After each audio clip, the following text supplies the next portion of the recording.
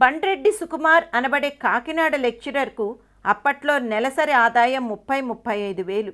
ఆయన cinema director అవ్వాలని హైదరాబాద్కు వచ్చి సహాయ దర్శకుడిగా పనిచేస్తుంటే నెలకి 2,000 కూడా ఉండేది కాదు సంపాదన. అయినా సినిమా మాయలో పడ్డాడు సుకుమార్. ఆర్యాతో అడుగుపెట్టి విజయాన్ని సాధించాడు. ఆ తర్వాత ప్రేమ కథల మాస్టర్గా పేరు తెచ్చుకున్న సుకుమార్ ప్రేమలో పడ్డాడా? ఆర్య విడుదల తర్వాత ఆటోగ్రాఫ్ కోసం వచ్చిన ఒక అమ్మాయి స్నేహితురాలుగా హంసిని పరిచయం అయ్యింది. సినిమా డైరెక్టర్గా ఆమె ఎంత అమాయకంగా ఆలోచించిందో చూడండి. రైటర్ రాస్తాడు, నటీనటులు నటిస్తారు, కెమెరామెన్ షూట్ చేస్తాడు, కొరియోగ్రాఫర్ డాన్సులు చేయిస్తాడు, స్టంట్ డైరెక్టర్ ఫైట్స్ చేయిస్తాడు, మ్యూజిక్ డైరెక్టర్ సంగీతం సమకూరుస్తాడు, ఎడిటర్ ఎడిటింగ్ చేస్తాడు. మరి డైరెక్టర్ ఏం చేస్తాడు? చేయడానికి ఏముంది? బహుశా ఆ అమాయకతే డైరెక్టర్ సుకుమార్కి నచ్చిందేమో.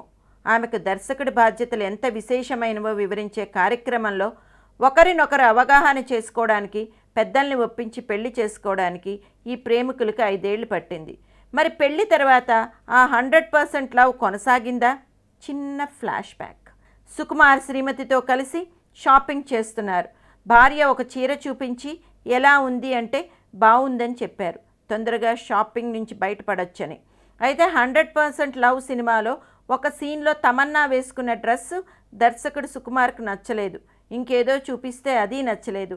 దానివల్ల గంట సేపు షూటింగ్ ఆగిపోయింది. మళ్ళీ తమన్నా కోసం ఇంకో డ్రెస్ వచ్చింది. దాని గురించి తర్జన భర్జనలు పడుతుంటే ఎవరో సైగ చేశారు. వెనక సతీమణి హంసిని. ఆమె కళ్ళల్లో ఒక ప్రశ్న.